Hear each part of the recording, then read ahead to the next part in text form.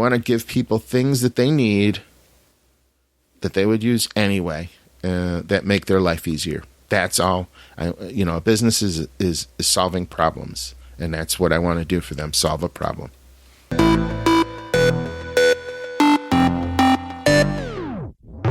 Podcast by Friday with Bill Griggs and Kingsley Grant. We help people to create their minimal viable podcast by taking bold action to defeat procrastination and to get their voices heard. I am Kingsley Grant. And I'm Bill Griggs. And we are the hosts of Podcast by Friday. One of the things that I love the most about building a podcast with a partner is being able to share what it is that we're learning and experiencing as we're trying to grow our business together. And it is really great to weekly get together with my co-host, Kingsley Grant, and discuss what we've learned that week and what we're doing. I'm Bill Griggs, and I'm the co-host of Podcast by Friday, and welcome to the show. Today's episode will be a little bit different. We're going to let you listen in on one of those conversations that we were having where we discuss, of all things, a book that we think was very helpful and instrumental in my view of how businesses are made. So let's join that conversation in progress.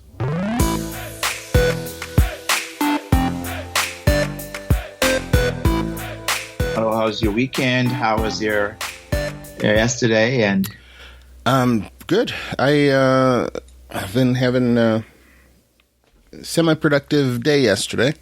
Oh yeah, okay. Yeah, I did a lot of work on my milling machine. Okay. And I've also been rereading a book that I read a few years ago that kind of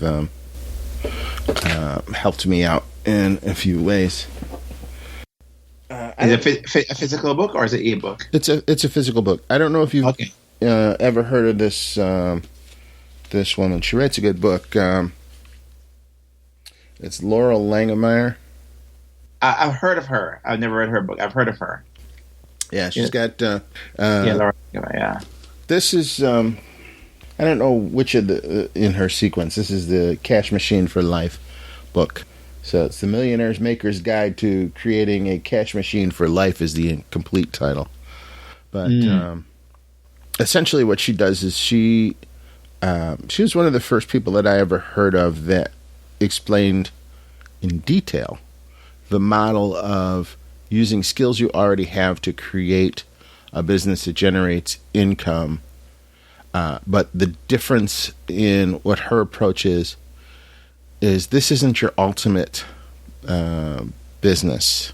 In other words, this is a cash machine, one that generates steady, dependable, quick money, and her target window is 7 weeks. Mm-hmm.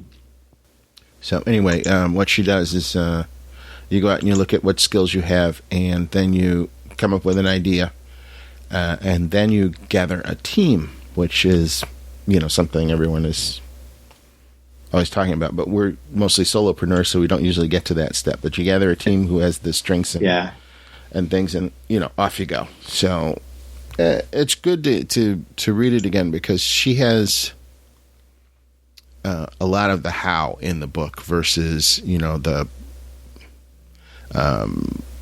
typical thing where people get you excited. Exactly. About the thought of the concept, but they don't give you the details on how to implement it. And, so anyway, good book, good series of books. Her first book is not like that. Her first book is, The Millionaire Maker, which is obviously the name of her series. She did a TV show. I think it was on one of the major networks, and they had a series where she took 3 ordinary people and worked them through the process, and she created millionaires out of them fairly quickly. And so they followed her over the course of a year or more. I'm not really sure how long the time span was. Yeah. In your reading, what is it if you're kind of with your experience, with the skills you have and so on, I mean, obviously, well, I mean, not say obviously, but what do you find that your takeaway is that would be, okay, I could implement, I could see I could do this. What would you need to do? What would be the first thing you would go after doing based upon a recommendation? Build a bigger team. Okay. Yeah. Because many of the things that we are doing at the present, as we're building our podcast out, involves creating a product. One of the things about the podcast that may not be the medium for creating a cash machine quickly is that many people don't know how to monetize it correctly. And it takes time to gather together your listeners in order to generate steady income. So it was in a couple of the examples where the guy was using podcasting in his quest for things. It was in support of a business that he had already started that was in a niche that he was talking about. And so that was an accelerating factor for him having the podcast, because what was popular was the content that he was creating. So if you put that to a John Lee Dumas, for example, right, who, as I'm hearing you're saying, what was popular is his 7-day, but is the content he was creating was to interview entrepreneurs. How would that relate to what you just said? Could you repeat the question, please? Okay, you know how you said is a content that the guy was creating, and I'm wondering, based on what you just described, say we take a John Lee Dumas, for example, or whoever, and say, well, how would that fit into what your statement just now? How would so I didn't understand when you say the content he was creating, meaning what? I mean, so I'm trying to see if I can visually see someone that I know have done something and see how would that apply to them, Well, maybe the easier way would be to describe one of the case studies that they had in this book, and it was a guy who had a nice skill set, and what he was doing sports psychology, and that was what he was doing. So he was doing personal sessions with people, and one of the things that he was doing to help them was he was creating audio files for his clients to use with their workouts.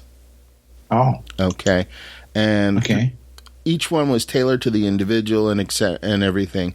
But he began to notice that there were certain things that he was repeating over and over again in each of those personal tapes that he was creating.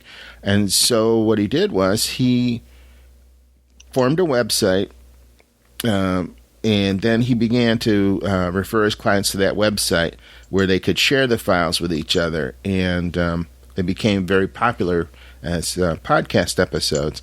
So then he decided to change his business model because there were only so many people he could see one-on-one, and so he hired another psychologist to take on the one-on-one practice, and then he focused on the podcast audio files and created videos and other products, such as an inspirational training calendar and things like that. He was focused on scaling it. Yes. Yep, and creating multiple streams of revenue for his cash machine is what they called them. So that's kind of, what we do as we're trying to monetize our podcast. You're trying to figure out, okay, what is our target? Who are our target audiences? We already know that it's the beginning podcaster. Let's go to our case. Right. Exactly. It's the beginning podcaster, and what skill sets do we bring to that? Both you and I are experienced podcasters. You are a licensed marriage and family therapist, or psychotherapist. Thank you. Psychotherapist. Yeah. Yeah, you also have people who forget what they're saying in the middle of the sentence. No, Okay. I think you're understand. I like your using us as a case study. We're experienced. We have the academic background. We're both teachers who have taught in different venues. We have that. We have life experience, right? Yeah. We have the online experience. Yeah, I've built several small businesses. I've done online stuff for a long time. So, and I'm a machinist, a woodworker, and all of these other things that are high related. And I look at what I've been creating. I've been creating YouTube videos and podcasts and things where I show people how to do things. I have a digital set of plans for one of the machines that I created that, that's one source of income. Then I step out with all the Amazon stuff that I do as a Amazon fulfiller. I mean, I have, that thing going on. So you start looking at all these little multiple streams of income and, how they can apply to what it is you're doing. Like, this podcast where we're teaching people, well, if you look at the podcast as one of these potential things, you may not initially be successful, not in the time frame that she called out in the 7 weeks, but it is something that can build up other avenues of whatever it is that you do to help increase the flow. I mean, you take this Facebook group that we've created on Facebook for the podcast by Friday, and that can grow very rapidly into something where we can get people together, and somewhere in that group may be a team member who has something of value, some skill set that we lack, and together, we can all help increase and decrease actually the time that it takes for us to get to a point where we have cash coming in. So just a thought. Okay. As you're thinking out loud there, what might be a way for us to build up a group quicker? What I know we can, of course, on the podcast mention it, which we have started mentioning it. Is there another way we could do that? Oh, there's a ton of ways to you're talking specifically about a Facebook group. Yeah, our Facebook group, Podcast by Friday. Sure, there's a ton of ways to do it. The simplest way to build up the Facebook group is to ask people that you already know are interested in that topic, or invite them into the group. That gets your ball rolling, and that gets a small kernel of people. But it's not terribly efficient when you consider how many people you know. So the next step might be, because now we're going to talk about the growth mindset, the mindset that we're going to try and grow a Facebook group, for instance. We get off on this. I mean, so, the next logical step would be, create a mailing list and send that out to people. Okay. 1 second there. You hit on something I wanted to mention, so I don't forget this, because that's a key point you just mentioned, Bill. And I thought about how the hello bar that you can get and put across your website.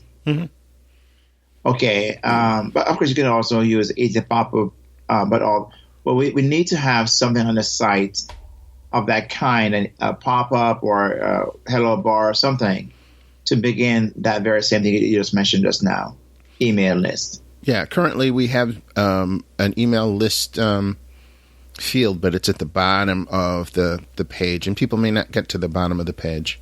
Right. Yep. So there could be multiple opt-ins on the web page that we have created that would help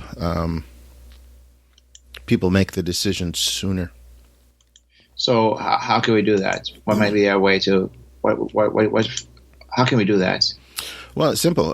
The software that we're using to build up our website, we've never really talked about, and we're going to do an episode talking about what we use, but we're using a program called WP Profit Builder, yeah, that sounds really monetary or mercenary or whatever you want. But the reason we're using it isn't because that, it's called Profit Builder. The reason we're using it is because it's really simple, really easy to use.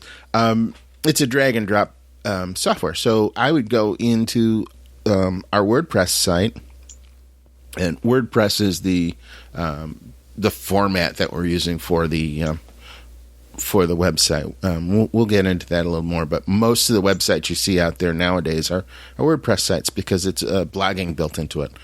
Anyway, Profit Builder adds functionality to WordPress that it doesn't have in the free version that comes out. And there's also a theme that comes along with that controls the look and feel of that. So what we would do is we would go and we would create an opt-in bar, drag it onto the page where we want it, change the colors so that it looks the way that we want it. And then we'd throw in the URL to our email list. Again, something else we'll cover in our series, be that Aweber or MailChimp. I use MailChimp. That links to a mailing list that we create for Podcast by Friday. And so when somebody sees the website, there is this thing that says, hey, join our private Facebook group. Here, here's how. Sign up, whatever. And if you do, we'll give you a free whatever. Right. Something. Is an incentive? Yeah, a free incentive, like a PDF document. Maybe it's a quick book review of the Cash Machine for Life, or maybe it's a checklist of the hottest digital recorders that you could get, or whatever that thing is. It's something that would be helpful to the absolute beginner, and something that they would want to take the time to go and get instead of doing the research themselves. So, and I think the good part, the good part about the Profit Builder, I think they have that easy pop-up, which is another plugin, which I think creates, like you said earlier, you may have something very, it's on the website, but again, people may not get to it, they may not see it, but if something just catches their eye because it's popped up on the screen, they didn't expect it, and all of a sudden they have to do something, either close it or they can fill in the information that's required and get what's been given. Mm-hmm. So it's a call to action. It forces something. And I think that we need to make sure that that's something we do very early in the whole process, right? Is that early? I mean, I've heard so many times people like Pat Flint and others who have said if they could go back and do something that which they could do is start collecting email addresses much, much earlier. Yeah. Pop-ups, you just mentioned the Easy Pop-Up plugin, but pop-ups get clicked more than most people think. The reason that so many websites use them is because they are effective. They can also be annoying. But the fact of the matter is you're more likely to take action on a page that has a pop-up than you are to take action on one that doesn't, because right now someone going to our page has to get to the bottom of the page before they have a chance to join our newsletter or Facebook group or whatever it is that we're offering. Whereas if after a specific amount of time on the page, 5 seconds, 10 seconds, whatever that time is, boom, something pops up and says, hey, join this. Now you're at least aware of it. And so, and I think you're forced to do something. I mean, you just cannot. You have to close it out, or you get like I said, you're forced to do something. And I believe that's what it makes it so compelling and why it does work, because somebody is saying, oh, I now need to do. And if a person goes there and really feel obligated or like you and trust you, they may more than likely are going to say, I'm going to go ahead and sign up for this. I want to know what's going on. I find that happens. Yep. So now let's get back to what we were originally talking about before pop-ups. If we can remember, because we were talking about quickly building up that Facebook group. Yes. So, but I think that's a part of that. If that's the goal, you could probably also have the pop-up could say, instead of filling this form out, you could say, don't forget, click here, and it could take you to the Facebook group as well, right? Yeah, you could easily do that. So, just a matter of what your focus is, what you're trying to achieve. But you asked me a specific question: how could make it happen quicker? And so I'm going to try and answer that before I go down that rabbit hole of pop-ups. We know how that goes. Mm-hmm. So, you've got some action that attracts them to the page. Another method is to mention in other media that you're creating that you have a Facebook group. For instance, if you're putting up a podcast, you mention, hey, here's our podcast. It's at facebook.com/groups/podcast by Friday. I don't know if that's our actual link, but you get the picture. So it is. Yeah. So people would get that link out there. They'd hear it, they'd see it in our videos, or whatever. So now that's another opportunity for them to opt in and to go and join this group and to learn from us and with us. So there's another method. There's Facebook ads. Now, Facebook ad is a paid advertisement. Advertising whatever it is that you want. In this case, it would be our Facebook group. Now, most beginners don't have a lot of money to throw around at this sort of thing, and they're afraid of going outside of their comfort zone. Go back and listen to Out on the Ledge episode to get over that. But I recently started experimenting with Facebook ads. And I gotta say, they're pretty effective because they target a specific demographic that you specify. They walk you through the steps where you say, okay, I'd like men to see this, okay, or I'd like women to see this, or I'd like women 35 and older to see this. I'd like them from the Midwest. Whatever it is, you can click all these buttons and set up a Facebook ad that will be sent to people who've already expressed interest in that, in whatever your subject matter is, who also fit those criteria. So you're more likely to get someone to take some action to look at what you've got, because you've already focused in on what it is that they like and how it matches what you like. And as of now, with Facebook, you cannot right now do those ads for the group. You can do it for a page, but you can't directly do an ad for a group right now. No. There's a difference. You can't do a ad inside a group.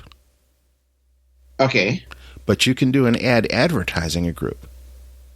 Oh yeah, of course. Okay, yeah, I got you. Okay. Yep.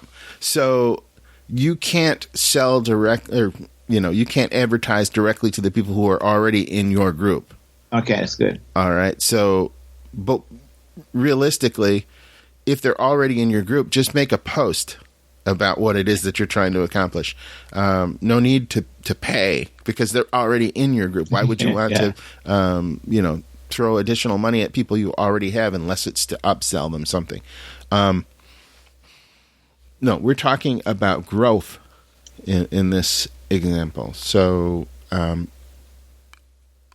it's not an expensive proposition. So you could spend $5 on a Facebook ad, and it'll go through that probably in a day or so, but reach 1 to 4,000, 5,000 people who fit your demographic. And so that's the same as you emailing or texting or talking to 5,000 people in a day. That's pretty hard to do, but you can somehow reach out to that many people using the Facebook ad. Now, it's not a magic bullet, because people still have to want what it is that you're offering. And that's just another way that people can grow a bigger group in support of their podcast.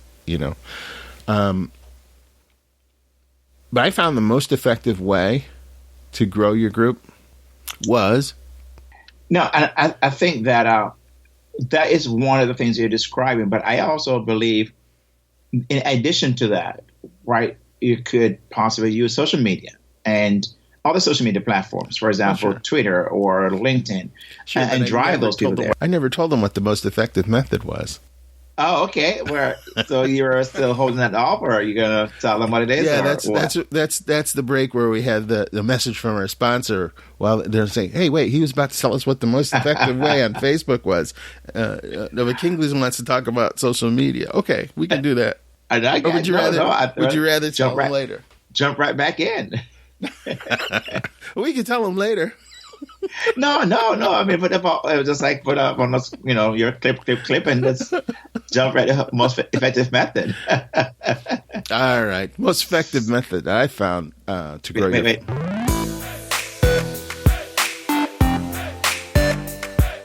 This is the section of our show where we would normally pause for a word from our sponsor. Now, if you would like to be the sponsor of the Podcast by Friday show, and you have a product or service that you feel would be of benefit to new entrepreneurs starting their new podcast, then contact us at podcast@podcastbyfriday.com, and we'll see if you'd be a good fit. Now back to the show.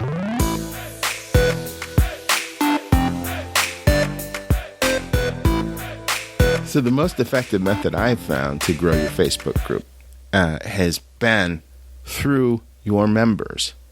How do things happen in any business cycle? What is it that you always want? You want word of mouth to spread about your business. That's best method. Yeah, that's the best method. Well, it's the same thing in growing a Facebook group or getting a podcast out there. If your people are talking about what it is that you do, your Facebook group, with their friends are more likely to come and take a look. And so periodically he said, hey, who else do you know that would love this group? Go tell them about it. And they can do an invite from inside the group. So they'll try, there's an add member button up there that anybody can put in. And so they will add a member. You still have to approve their membership if it's a closed group. If it's an open group, they're automatically in. But if it's a closed group, now they've been added to the list, and you can approve them or not, depending on whether they fit, because you don't actually take everybody that wants to be in your private group, right? And at least I don't. If somebody's disruptive, Forrest, are they a good match to go into your newly forming group? I don't know. Maybe. It depends on their type of disruption. If it's an innovative disruption, yeah. But that's a good one. Yeah, but if it's a destructive disruption, then I don't know. Let your conscience be your guide. But, that's the difference between a closed group and an open group. So anyway, those are just some things that I think you can do to grow your Facebook group, which can help to grow your podcast. And Bill, I think you are speaking from a place of experience, because you have grown a very successful group with your other podcast, CNC Router Tips, and you have over 3,600 people in that group. So you found that this very same thing you're describing, the word of mouth, asking people to share.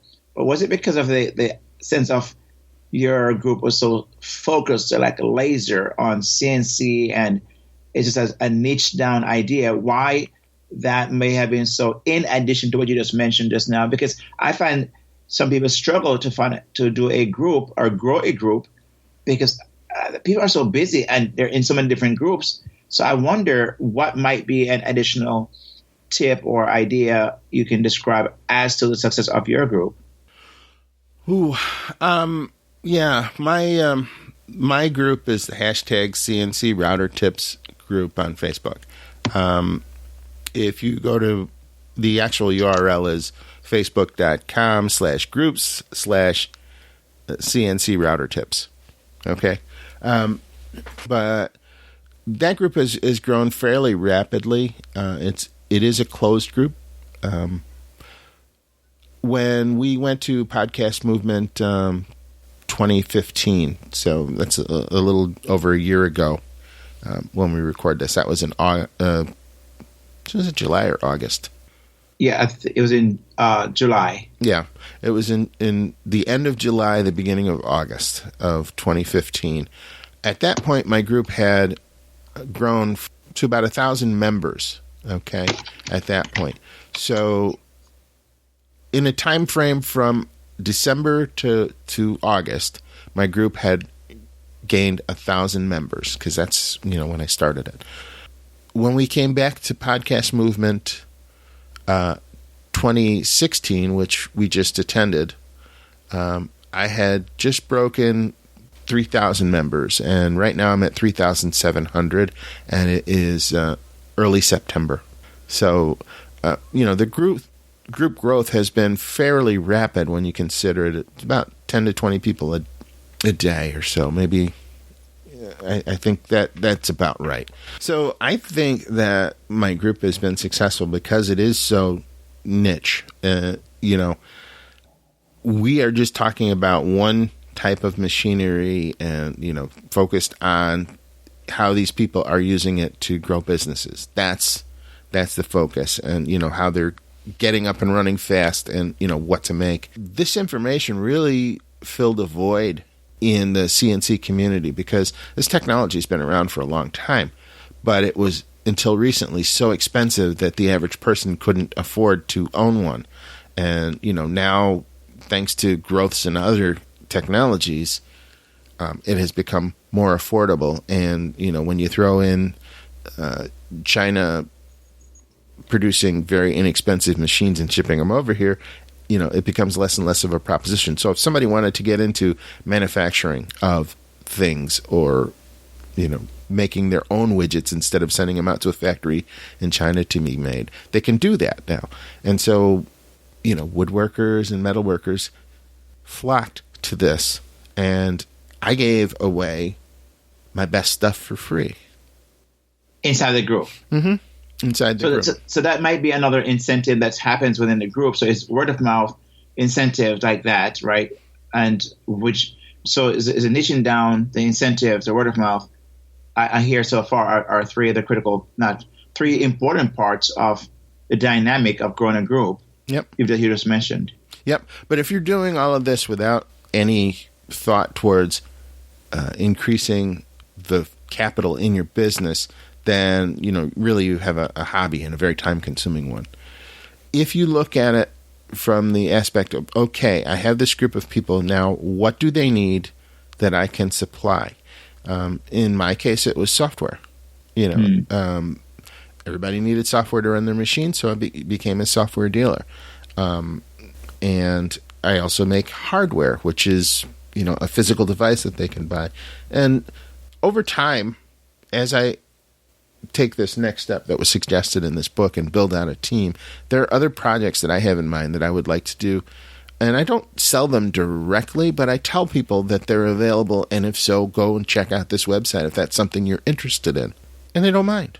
And I'm very low-key about it. If I were, laser-focused on getting that message out, I'd probably be selling, harder, more persuasive in my sales pitch. But that's not me.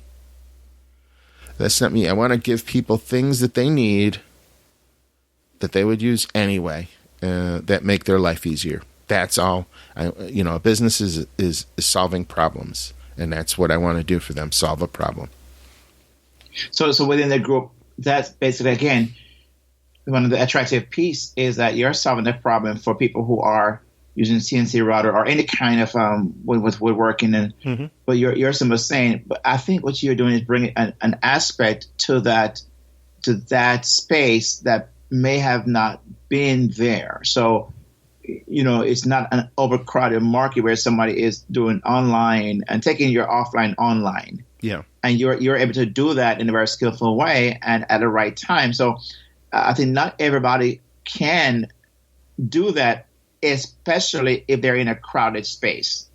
The competition, there's so much competition that they tend to people are just so divided they can't, be in 10 different places. But you have a way, I think, in your group of like a singular focus, mainly. How do you take your online business, which is typically what that space mainly do, right? Is offline. How do you take that online? Would that be a true statement, or I don't know? It's just one. Yeah, that is one of the things that we were striving for. I mean, it's a good question, Kingsley. You mentioned competition. I don't see competition as a bad thing. In fact, I think competition is one of the best things because competition validates your market. It validates the fact that somebody else is already doing what you want to do, and they're probably making money at it because they're still doing it. Okay? So if you are doing something for a long period of time and it's not making money, you won't be in business for a long period of time. Okay? But if you've been in business a while and you're still doing what you did, then there's a market for what you do.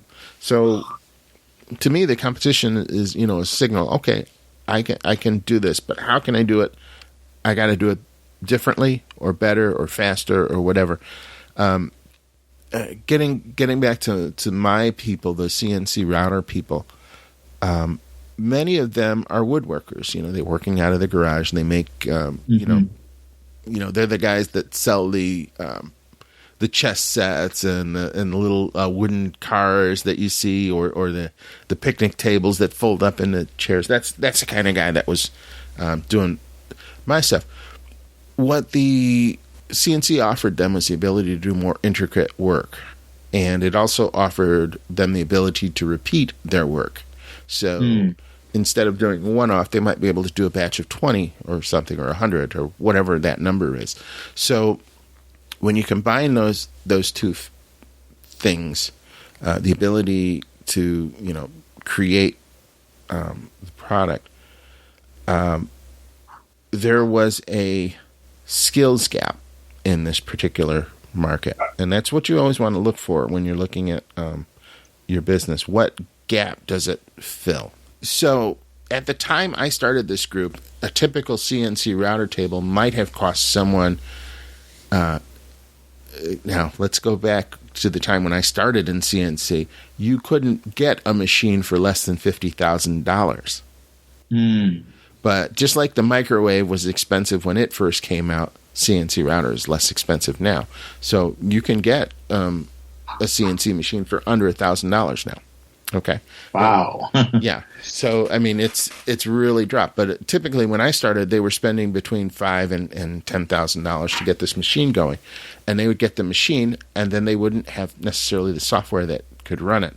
And if they had that software, they had no idea how to use it, or the workflow that was involved, or how to reliably repeat what they had just done, and things like that. And so that's what I taught them, and that and troubleshooting and things. And there's many other aspects that I brought to this because I had been doing this for 15 years.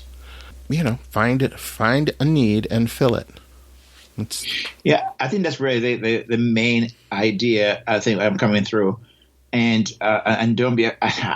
What I see is, I see more and more, I hear more and more, and I'm beginning to, after so many years of doing this, that niching down, as they say, the riches is in niches, right? So the idea of you can niche down, the more you can do that, even though it may sound counterintuitive, because it sounds like I have a less group to work with, but I find success is right there in that. So I agree, and Bill, that the idea of building a Facebook group is very important to success. It's one aspect of successful business that a person can do online, because you have a community that know you, like you, trust you, and will do business with you because you've proven yourself in that group. And obviously, you are the leader. It said that, hey, people came because you have started this whole thing and brought people together. So I think it's just a very important aspect. So I agree, and maybe it's to figure out a way how to continue to grow the group, and then to find a way. I believe is monetize that whole aspect. Mm-hmm. So how do we apply this to Podcast by Friday, and how do we apply this to our listeners? Everything that we've done so far, Kingsley, is we've talked about it, and we've talked about why we do things, and it's time for us to begin to show people what we do. So I believe in transparency, and I know you do too, telling people what's on our mind. I mean, our whole premise is, we're letting people know what we're thinking as we're creating, which they don't generally get to see. So I propose that we start a Facebook group for the listeners of Podcast by Friday, in addition to what we're doing. Now, is this a minimal step for creating a Podcast by Friday? No, but it is a growth step. And the point is, what is the point of starting a podcast quickly, getting your voice out there, if you have no place to go with it, no place to grow with it?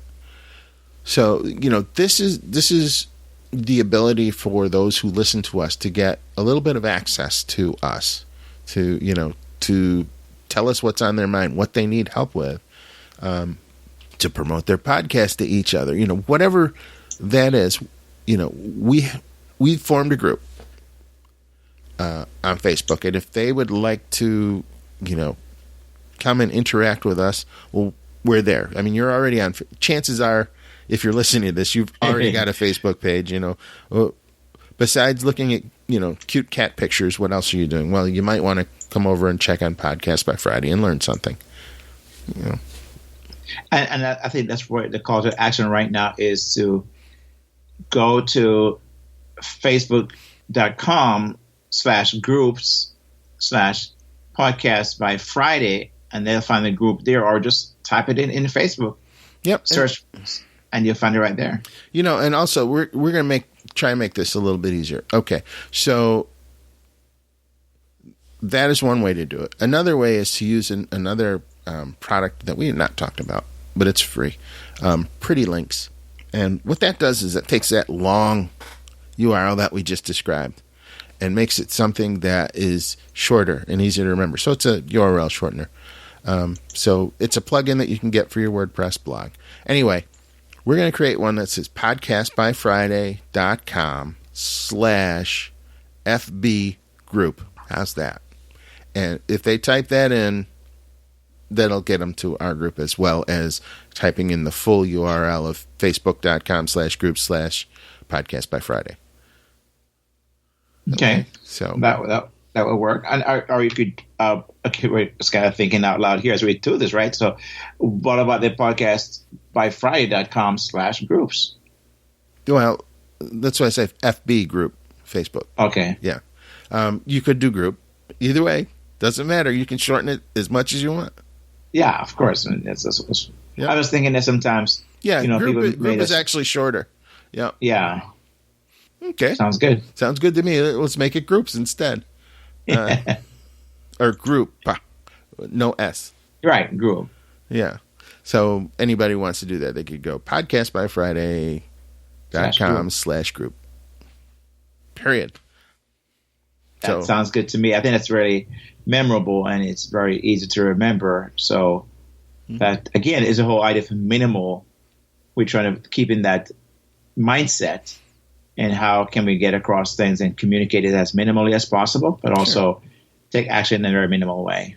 Yep. And just to celebrate, we're going to have a nice free giveaway to the first 10 people who sign up to that group. How's that? Sounds good to me. Yeah, something that they can use that'll help them get started. That gives them incentive. That's another method that you use to grow your group. Incentive and scarcity, because it's only the first 10 who are going to get this. That's right. Yeah. So no, I agree, and that's really, I think it's one of those methods you just pointed to, again, an example, a tip you're giving right there about how to make this work. So I think it's really rich. I think there's a number of ideas. The central one, of course, you described earlier, but alongside of that were some of the tips that you shared that could also be used So it's not either or, it's both and. So that main one plus whatever else was said. There's one thing I want to get back to very quickly before we close out this episode. We originally talked about Laurel Langmeyer's book, The Millionaire Maker's Guide to Creating a Cash Machine for Life. And we talked a little bit about her method. But one thing that I left out inadvertently about that,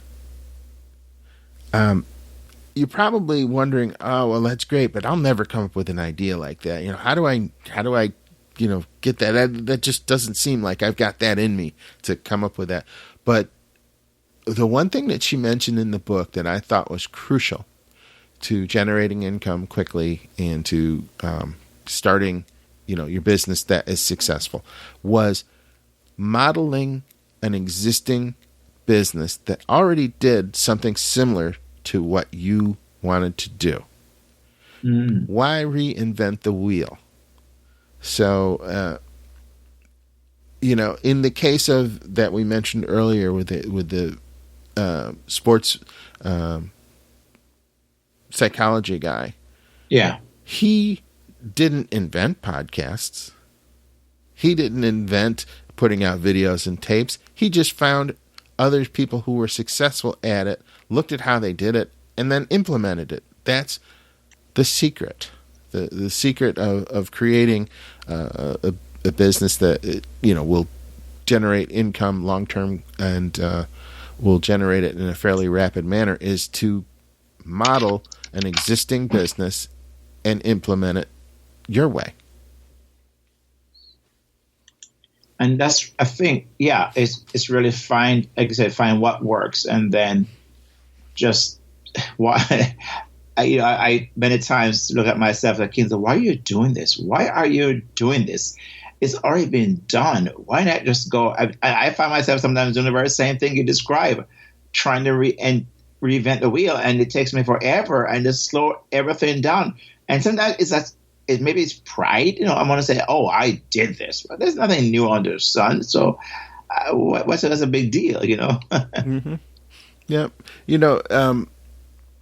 You talk about things that are paradigm shifters, like, that change the industries and things like that. Well, those are the big ideas. That's not what we're shooting for right now. We're shooting for the minimal idea that gets you money. So my example of a paradigm shift was Apple coming out with the iPod. Okay. Prior to that, everybody who was listening to music, the format of choice at the time that the iPod came out was CDs. Everybody was listening to CDs. There were stores that were just dedicated to selling CDs in the mall. There'd be 2 or 3 of them. Yeah. Just to sell CDs. Where are they now? Do you see them in the malls? When was the last time you saw a music store that sold CDs in the mall? Now, it's probably been 5 years, 10 years, because Apple came up with a device that electronically stored your media so that you could take it with it. That was a disruptive technology, and that's a market-changing thing. We're not looking for that. Not at this point. Okay, we're not looking for that, oh, we're going to change the world thing. We're looking at the thing that says, hey, right now there's iPod players out there or whatever, or iPhones or whatever. What can we sell to go with that? Because it's already there. That's the kind of thing we're looking at. Or how can we do this better? How can we make it easier? You look at stores, restaurants, trying to find restaurants. Well, somebody came up with, Yelp, is it, I believe, that does all the restaurant reviews. So it makes it easier for you to choose a restaurant. You're focusing on something that's already existing and making it better or easier or faster. That's what this kind of business is. And I agree. That's the whole point of just figuring out how it's the whole Starbucks idea of coffee. Figuring out about how to do it 5% different. So they change the name of the sizes. They create an environment, but they don't sell coffee. They sell, customer service, and they sell, and the whole ambiance. They sell that kind of stuff.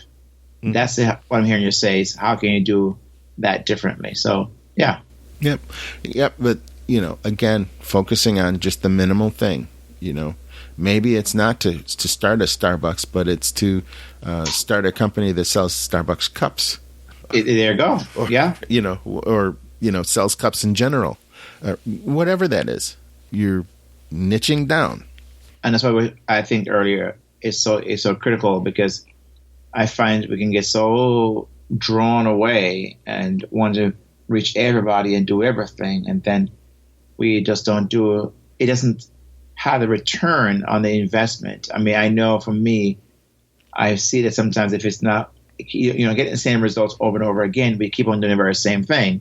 And I find it's stepping away, step back, and take a good look. How can I do this in a tighter way, in a more niche way? And I'm also working through it myself. It's constantly reiterating, and reassessing and all that stuff. Yep. If you're not constantly reassessing, then you're doing something wrong. I agree. No, I agree. Yeah. So anyway, if our folks would like to, now I'm going to recommend the book because I think it has valuable knowledge. If folks would like to get a copy of this book, I will put a link in the show notes to this book. You can go on Amazon and get a copy of it. You can buy it used. You can buy it new. Whatever. So I'll put a link to that book in the show notes. It's called The Cash Machine for Life. I will also put in a link to our Facebook group, and they can check us out there. Also, if you would like to be one of our charter members of our Facebook group, you can go to podcastbyfriday.com/group and sign up. And remember, the first 10 people who sign up are going to get a special surprise. No, I like that. I think it's the whole point. Sometimes I find myself crowding too many things in, and then, okay, what do I want them to do? So that one thing is really all we want them to do, is to go in and join the group. That's the whole purpose behind that the episode. Yep. And I didn't intend to start out with a book review, but here we go. Yeah, I know, right? Yeah, I was talking to a friend yesterday morning about he was recommending, because how I was asking about the very same thing, but not from a Facebook group, but in a sense groups, but not using a Facebook context. And he was saying to me that, Kingsley, you could, recommend a group or a book, or people could recommend a book to read as a group, and then, or you could discuss that. You could probably share a couple of things every day. And I was thinking that I was driving back this morning I got to an appointment this morning, and I was driving back. I said, I could do a 2 or 3 minute live video in the group as a way of also encouraging discussion, or whatever the case might be, but sharing what I'm reading and learning, and then encouraging people to also do the very same thing, either read and learn or share, or just to be able to entice them, Yeah. Now, okay, so one of the things that is kind of strange about this book recommendation is I've had this book for years. I read it initially right after I got into the CNC thing, and it was before I retired. I went to a users group for the software that I promote, right? And I wasn't in any way affiliated with that company there, but they were having a users group meeting up in just outside of Toronto, in Canada. And that's how far between these things were. Here I am in Syracuse. I'm going to drive 4 hours to Toronto just to hang out with other guys who were doing the CNC. So I, hop in the car, and I back then I didn't have a iPad or anything like that, so I'm listening to the radio on the way down, and I was listening to talk radio, and I'm rolling, about an hour and a half into the trip, and I'm rolling through Rochester. Okay, and Rochester's a fairly large city, larger than Syracuse, and on their business radio station, Laurel Langmeyer comes on. She's being interviewed by somebody, and she's talking about her process and everything. And I'm like, wow, that's really interesting. And so at the end of that, there's a call to action. They said, well, if you'd like to get a copy of this book for free, just dial in and we'll send it. I don't even think I had to pay shipping. Wow, or whatever, but. anyway, it wasn't this book. It was her first book in her series. And so I called in, and then, of course, there was the upsell. They're, trying to talk me into getting Yes. other things and everything. Why wait for the book? I said, no, just send me the book. So I got that book a few days later, and I took a deep dive into it and read it. It was fantastic. I'm like, wow, this is exactly what I'm looking for. And it got me going on reading 3 or 4 of her other books that were in this sequence. And so this is like the 3rd or 4th book in this sequence, but it's good. The material that is in here is good. And I realize now, looking back, that this is the basic structure that people talk about, the coaching, finding a mentor who has already done what you're doing and, having them guide you through the steps of the process, knowing what the process is, defining your mindset, all of that. That's all in there, but she doesn't phrase it that way. So she does a very good job, and she's very successful. She's got a television network and everything, but it's a good book. So the name again is what's the name of the book again? It's The Millionaire Maker's Guide to Creating a Cash Machine for Life by Laurel Langemeier. That's Langemeier. Wow. Yes. Yeah. It has to be spelled out. Yeah, that's definitely got to be spelled out. Now, I was just trying to see if there is I know there's a Kindle version here, but also there's a Audible version. Mm-hmm. I'm trying to see if there's an Audible on that, but I don't see like one. Like I said, it is an earlier book because you remember my journey began. Yeah, it's 2007, so that's Yeah, so this is probably that's about the right time frame. Yeah. Yep. So good. Anyway, you can get the paperback for one penny. You can get the hardcover used for $2.39. Yeah. So and the Kindle is $16. There is no reason to spend a lot of money on books if you can get them for a penny or two used. Shipping and handling. Yeah, just get the book and get the knowledge that you're looking for, or get the Kindle version and have it on your device today, whatever. Yeah. But the fact that you paid a penny for the book makes you smarter than somebody. That's right. Who paid the full retail $24.95? It doesn't really help Laurel out, but I think she's probably got it covered. I think so too. I can really think she does. Yeah. Yeah, Laurel Langemeier. Yeah. Mm-hmm. Yeah, that's the backstory. I think it speaks to the fact that you got drawn in by a discussion that was being made and listening to her. I think sometimes I believe also if I take a book or a book and begin to discuss that in a group, who knows who may be drawn in to not only participate but also invite other people to come in. Hey man, we're doing this book, word of mouth coming to start. At least there's something to invite people in to be a part. There's something in it for them, Yeah. I was asking this one day last night at our competition. We had a Toastmasters thing, and I was interviewing the contestant, and I asked one of the ladies, "So what is it that you look for when you listen to a speech? What's one thing you look for?" She said, "It may sound selfish, but what I look for, what's in it for me." Yeah. So you know what? You're right. Everybody has. It may not say it that way, but that's what they're looking for. Mm-hmm. What can I get from this? And so even a group, people are in it because they said, what can I get from my time given to you? What's in it for me? Yeah. That's very true. And it's just the way it is. I mean, do I think this book is the be all end all of everything? No. Right, but do I think that it has focused me on something that I was working on anyway? Yeah, I think it does. And it gives me a different perspective because everything that we've been focused on has been online or podcast related. And this goes back to basic business. And, even though the example I gave was a guy who was creating podcasts for money, think about that in 2007. Yeah, I know. Right? I think podcasts had just been invented. 2007. I have to look that up, see what year podcasting started. But it wasn't, much longer than I think it's right. Right. I think it's about a time. Yeah, but let's see. Podcasting invented. Here goes that rabbit hole. Don't go down that rabbit hole. Oh, no. They were awarded the patent in 2009, but they had been podcasting prior to that. So we're talking 2007, and she's already got a book that talks about the guy having a podcast. Mm-hmm.